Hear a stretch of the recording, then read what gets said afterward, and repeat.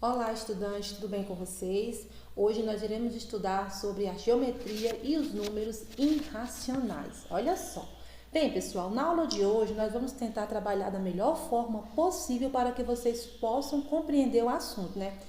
Irei trazer, para vocês as informações necessárias, sobre os números irracionais, E iremos fazer uma relação entre a geometria e esses números. Só, pessoal, que antes da gente ir para o conjunto dos números irracionais, vamos fazer uma pequena revisão sobre o conjunto dos números racionais, tá bom? Olha só, a gente falou, deixa eu aplicar aqui minha canetinha para ficar mais fácil. A gente falou o seguinte, que os números naturais, eles são representados por a letra N, e ele é um conjunto positivo e compõe, números infinitos. A gente tem como exemplo 0, 1, 2, 3, 4, 5. Nós temos o conjunto dos números inteiros, representados por Z. O conjunto dos números inteiros, eles são compostos, por números positivos e números negativos, Esse é um conjunto também infinito. Nós temos o conjunto dos números racionais, representado por Q. Esse conjunto ele é composto por números decimais, por frações, dízimas periódicas, tá bom? Eu trouxe alguns exemplos para vocês, 1/2, 3/4, -5/4, tá bom? E nós temos o conjunto dos números irracionais. O conjunto dos números irracionais, ele é representado pela letra I. Eles são compostos por dízimas não periódicas, trouxe um exemplo para vocês, é uma dízima 3,141592, infinito. E também trouxe como exemplo raiz de 2, que não dá uma dízima periódica, um número exato, vai dar o quê? Aproximadamente 1,41 e assim sucessivamente. Trouxe a raiz de 3 também, que ela não é uma raiz exata, é uma raiz inexata. E temos a raiz de 7. Então, o conjunto dos números irracionais, justamente ele é composto por raízes inexatas, e números que não possuem uma dízima periódica, tá bom? E voltando um pouquinho, o que a gente vê? Que o conjunto dos números racionais, ele é formado pelo conjunto de quê? Dos números naturais, tá aqui, e o conjunto dos números inteiros, marcando aqui para vocês, Por isso que todo número inteiro, representado por Z, ele é racional, ou seja, Z, ele está contido em Q. Então, gente, o conjunto dos números reais, o que ele vai englobar? Ele engloba o conjunto dos números naturais, o conjunto dos números inteiros, o conjunto dos números racionais e o conjunto dos números irracionais. Repetindo, o conjunto dos números reais, ele vai englobar esses 4 pontos que eu mencionei para vocês, sendo que fazem parte do conjunto dos números racionais, os números naturais e os números inteiros. Se vocês observarem aqui, o Qzinho aqui, vocês vê Z e N, contido, em Q. E a gente vê o conjunto do irracional aqui separado, Você vê um conjunto Q aqui, que é os racionais, e o conjunto I aqui, que é os irracionais. Sendo que todos fazem parte do conjunto dos números reais, tá bom? Então, para representar a união dos conjuntos, utiliza-se a expressão N, união de Z, união de Q, união de I, ou seja, igual a R, que é o conjunto dos números reais, ou seja, igual a união de Q, que é o conjunto dos números racionais, com os irracionais, tá bom? Aí a representaçãozinha R, números reais, N, números naturais, U, união, Z, números inteiros, Q, números racionais e I, números irracionais, tá bom, pessoal? Olha só. Então, agora, precisamos entender como está relacionado, o conjunto dos números irracionais ao nosso dia a dia, e as suas aplicações com a geometria. Por isso, vamos, levar em consideração essa figura que eu estou apresentando para vocês, Nós temos essa figura aqui, se vocês observarem, ela tem lá no livro didático de você, E se a gente observar, essa figura aqui, ela traz, alguns elementos. Primeiro, o que a gente pode observar? A gente observa aqui, um quadradinho vermelho, que eu estou até marcando para vocês aqui. Nessa malha quadriculada, a gente tem, ó, esses elementos. E um dos elementos que eu tô falando para vocês é esse quadradinho vermelho, tá bom? Olha só. Então, o que a gente já pode observar aqui? Que esse quadradinho vermelho, nessa malha quadriculada, ele tem os pontozinhos dele ligando, né? Tanto na parte horizontal, né? Quanto na parte vertical, né? Então, tem uma unidade, né? Entre um e outro, se vocês observarem aqui, né? Então, resumindo, cada quadradinho desse, ó, que tá ligando esses pontozinhos, ele forma o que? Vou marcar até aqui, uma unidade de área, bom? Agora, vamos perceber outros elementos que existem nessa malha quadriculada. A gente tem o que aqui? A gente tem um retângulo, triângulo, isósceles, né? Olha só, a gente tem um triângulo isósceles, né? Então, se a gente observar nesse triângulo isósceles, a gente tem o que, ó? Dos seus lados aqui, a gente tem um quadrado, nesse lado aqui, um quadradozinho aqui, né? E nesse outro a gente tem outro quadrado aqui. E nessa outra área aqui desse triângulo aqui, a gente tem um quadrado maior, não é? O que eu mencionei para vocês aqui do lado desse quadradinho vermelho? Que a gente viu esses pontozinhos ligando, não foi? Tanto na horizontal como na vertical, que formou um quadradinho. E cada quadradinho forma uma unidade de área. Então, o que vocês podem observar aqui? Que a gente tem um quadradinho aqui, né? Formou, ligando os pontinhos. E tem um quadradinho aqui, uma unidade de área, né? Então, se vocês partissem, ó, um exemplo, parte isso aqui no meio, vocês tinham dois triângulos que formariam um quadradinho, não era? Olha só se vocês estão entendendo. Dois triângulos que formariam um quadradinho. Então, o que eu quero dizer? Que a soma de dois triângulos vai formar um quadradinho, ou seja, uma unidade de área. Então, nessa minha área eu tenho um e nessa minha área eu tenho um, né? Já nessa minha área maior, agora se você olhar para esse triângulo que é maior, você vai perceber o quê? Que há um quadrado maior, não é? Bem maior, né? Formado o quê? Por quatro triângulos, ó. 1, 2, 3 e 4, né? Se a gente juntar esses triângulos de 2 em 2, ó, se eu juntar um exemplo, esse e esse aqui, eu formo um quadradinho, não formo? Não vão formar? E se eu juntar esse outro aqui, eu vou formar outro quadradinho, né? Então, resumindo o que eu mencionei, a cada dois triângulos vão formar um quadradinho desse. Então, um quadradinho aqui, outro quadradinho ali, né? E o que a gente vai ter aqui? Duas unidades de área, né? Ó, uma unidade de área e duas, né? Então, aqui a gente tem duas unidades de área, ó. Por quê? Porque eu dividi, ó. Dividi aqui, ó. Aqui eu tenho uma e aqui eu tenho duas. Formei dois quadradinhos. Não é, pessoal? O que eu quero dizer para vocês, né? Que nesse meu triângulo retângulo isósceles vai ter o quê? A soma dos meus dois lados menores vai ser o quê? Vai ser igual ao meu lado maior. Se eu somar aqui, ó, 1 mais 1 dá 2. E o meu lado maior tá dando o quê? 2, tá bom? Trouxe outra imagem para vocês também observarem. Olha só. Vamos dar uma olhada nessa figura aqui, que também tem lá no livro de vocês, né? Como eu mencionei na mensagem anterior, no slide anterior. Cada quadradinho forma o quê? Uma unidade de área, né? A gente já tem como referência nessa malha quadriculada o nosso quadradinho vermelho, que equivale uma unidade de área, ó, repetindo, junção dos meus pontos, tanto na horizontal quanto na vertical. Esses quatro pontozinhos formam um quadradinho que forma uma unidade de área. Vamos observar agora o nosso triângulo retângulo isósceles. Novamente, nós temos um quadrado de um lado, outro quadrado do outro, nós temos um quadrado maior. O que a gente pode observar? Vamos fazer o quê? Vamos contar quantos quadradinhos tem em cada triângulo, em cada lado do triângulo, né? Ó, 1, 2, né? 3, 4. Pronto, aqui eu tenho 4, né? E aqui, ó, 1, 2, 3, 4. Então, eu tenho 4 unidades de área desse lado e 4 unidades de área desse outro lado. Agora, vamos verificar o lado maior. Quantas unidades tem, ó? 1, não repara a letra. 2, 3 e 4. O que foi que a gente mencionou? Que a soma de dois triângulos equivale a uma unidade de área.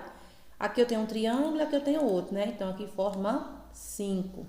Aqui eu tenho um, aqui eu tenho outro, forma 6. Aqui eu tenho um e aqui eu tenho outro, forma o quê, ó? 7. E aqui eu tenho um, aqui tenho outro, né? 8. Novamente, o que a gente observa? Que nesse meu lado menor eu tenho 4, nesse meu lado menor eu tenho 4, tá? A soma deles dois dá 8. E o meu lado maior eu tenho 8, tá bom? Então, a área do quadrado maior possui 8 unidades. A área dos quadrados menores vão possuir o quê? 4 unidades. Conclusão. A área do lado, né, maior é igual, né, à soma das áreas dos lados menor. Então, é o que a gente consegue perceber, né? Que a área do lado maior, né, vai ser o quê? Vai ser igual à soma dos meus lados menores, tá bom? Então, trouxe novamente outro exemplo, né, que tem no livro de vocês. Então, o que podemos perceber? Que esse fato, né, ele vai se repetir sempre que considerarmos um triângulo retângulo isósceles e também um triângulo retângulo qualquer. Então, vamos ver esse exemplo aqui, ó. Dado um triângulo retângulo qualquer, a área do quadrado construído sobre o seu maior lado será igual à soma das áreas dos quadrados construídos com os seus lados, os seus outros dois lados. Foi nos dois exemplos que mencionados anteriormente, que a gente viu que a soma dos meus dois lados menores vai ser igual ao meu lado maior, né? Então, estamos aqui um triângulo retângulo qualquer, né? Tá aqui, ó, representado. Foram construídos, né? Colocado quadrados, né, nele. Então, a gente tem um quadrado aqui de um lado, tem um quadrado do outro e tem outro quadrado maior. Então, o que a gente pode observar? 1, 2, 3, 4, 5, 6, 7, 8, 9. Então, a gente tem 9 unidades de área nesse lado, né? Vamos conferir desse outro. 1, 2, 3, 4, 5, 6, 7, 8, 9, 10, 11, 12, 13, 14, 15, 16, né? Então, nesse meu outro lado, eu tenho 16. Então, 16 mais 9 dá o quê? 25, a soma dos meus dois lados. Vamos ver quanto é que está o meu lado maior. Meu lado maior, vamos começar aqui, ó. 1, 2, 3, 4, 5. Então, aqui tem 5, 10, 15, 20, 25. Olha só. 25. Então, o que nós temos aqui vai ser o quê? Vamos chamar do famoso teorema de Pitágoras, que ele me diz o quê? Que o quadrado do lado maior é igual à soma do quadrado dos lados menores. Tá aqui, ó. A nossa representação do famoso teorema Pitágoras, ó. A soma dos meus quadrados menores, né, vai ser igual ao meu quadrado maior. Se vocês estão conferindo aqui, tá bom? Então, agora eu trouxe para vocês o seguinte, ó. A figura a seguir, ela representa um triângulo retângulo isósceles, olha só, cujo lado maior mede x e um lado congruente, ele mede o quê? Uma unidade de comprimento. Então, né, qual é o valor numérico da medida, né? Então, o que a gente pode fazer? A gente pode representar, né? Aplicando a propriedade vista, a gente tem o seguinte, né? Naquele mesmo triângulo que eu mostrei para vocês, tá vendo? Vou construir quadrados nele. Vou construir um quadrado menor aqui, outro quadrado aqui e um quadrado maior aqui, né? O que a gente pode observar? Que aqui eu tenho uma unidade de área, aqui vai ser o quê? Outra unidade de área, né? E aqui vai ser outra unidade de área maior. Então, se a gente levar em consideração a seguinte situação, né? Pegar esse triângulo que eu desconheço, né? Como eu falei para vocês, o lado maior, e quiser saber qual o comprimento desse lado, eu posso fazer essa relação com aquele quadrado maior, né? Esse aqui que eu mencionei para vocês, né? Para esse lado desconhecido de triângulo. Então, é só a gente fazer o quê? Ó, x ao quadrado, não é? Igual a, que a gente desconhece. Minha canetinha, deixa eu ver se eu apago aqui, que a canetinha não... Peraí, deixa eu apagar aqui. Vou botar aqui de novo agora para vocês, que tem hora que ela falha. Então, x ao quadrado é igual a 1 ao quadrado, né? Mais 1 ao quadrado, né, pessoal? Vai ser o quê? Ó? X ao quadrado é igual a 1 ao quadrado, quanto é? 1. 1 vezes 1 é 1. E 1 ao quadrado é o quê? É 1. X ao quadrado vai ser o quê? Igual a 2, né? Eita, a canetinha tem hora que ela não tá, às vezes tem hora que ela não ajuda um pouquinho, mas tem uma paciênciazinha que a professora vai, pronto. Vamos fazer de novo aqui, ó. Pronto. X ao quadrado vai ser igual a 2. Então, vai dar para entender. Se a gente for colocar em raiz quadrada, né? Raiz, né, de x ao quadrado é igual a raiz de 2, né? O que a gente pode dizer? Que, como eu quero descobrir o valor de x e do quadrado, a gente tira a raiz de um e de outro, né? Raiz de x ao quadrado, quanto é? X. E raiz de 2 fica raiz de 2, porque é um número irracional. Dá para entender? Raiz de 2. Se eu for calcular, vai dar 1,41 aproximadamente, não é um número exato. Então, o que vai acontecer, né, que a raiz, né, quadrada desse x, como eu não sei exatamente, né, porque ela não é exata, e nós vamos dizer o quê? Que ela é um número irracional, e a gente vai deixar escrito, né, nessa forma de radical, tá bom, pessoal? Deu para entender, né? Então, a gente vê que, como a gente não sabe, coloca a incógnita x ao quadrado igual a 1 ao quadrado mais 1 ao quadrado. Vamos usar o nosso teorema de Pitágoras, tá bom? Olha só. Como descobrir o valor aproximado de um número irracional? Verificamos entre quais números quadrados está o número irracional, né?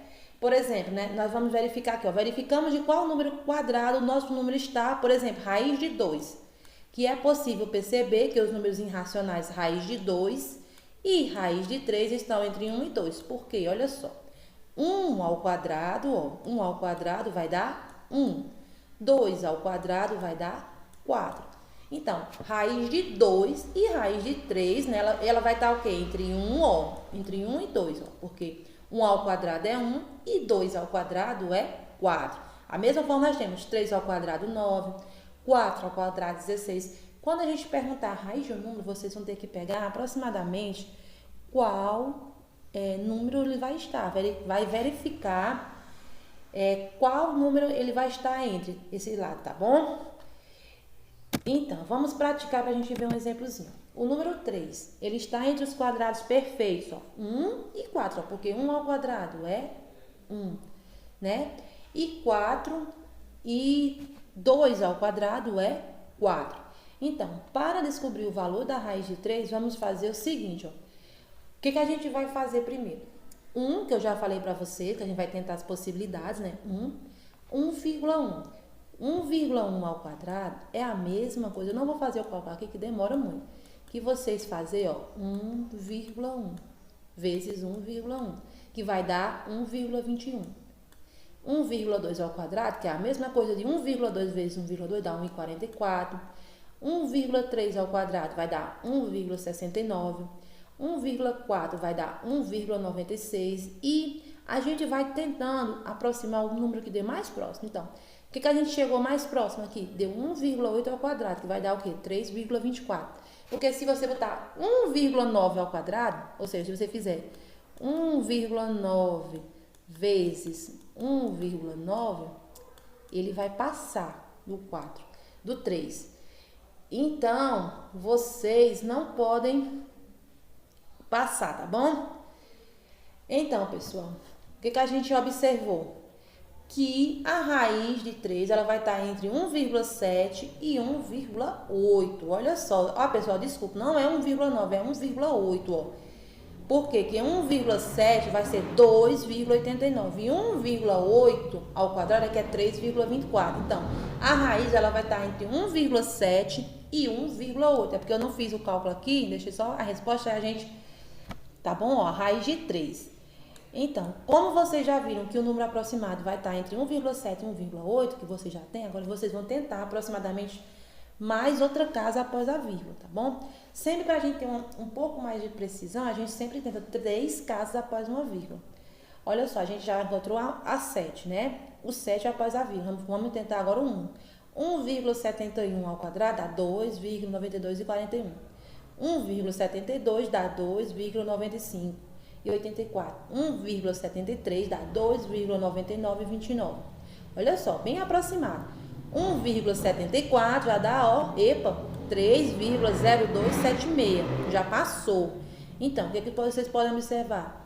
Que é mais ou menos aqui, ó, 1,73 vezes, que a minha canetinha não, tem hora que ela não ajuda, 1,73, né, ó.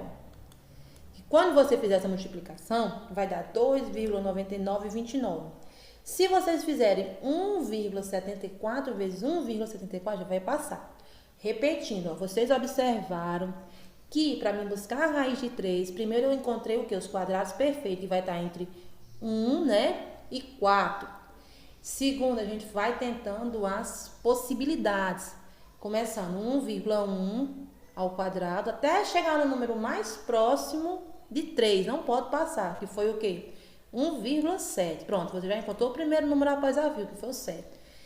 A partir do 7, você vai tentando novamente as possibilidades da segunda casa. 1,71 ao quadrado, que a gente foi tentando e encontrou, chegamos em 1,73. Que não pôde ser 1,74 que passa. Agora vamos para a segunda casa, a terceira casa após a vírgula. Então, 1,731 ao quadrado, encontramos 2,996361. 1,732, encontramos 2,999824. 1,733, encontramos, opa, passou, 3,003289. Então, o número aproximado da raiz de 3 é 1,732. Helena, eu posso ir mais à frente? Pode, você poderia botar 1,732 e acrescentar 1 ao quadrado. Aí, se desse para você mais, você dava o 2, o 3. Aí, se passasse do 3, você já ia ficar bem mais preciso, tá bom? Então, pelos últimos cálculos, vemos que a raiz de 3, ela está entre 1,732 e 1,733. Então, podemos considerar, né, que um valor aproximado para a raiz de 3, né, é 1,732. Pessoal, eu espero que vocês tenham compreendido, né? Se vocês não conseguiram compreender ou ficaram com dúvida em algo, eu peço que vocês voltem novamente à aula e procurem fazer mais atividades para poder ficar compreendendo bem mais o conteúdo, tá bom?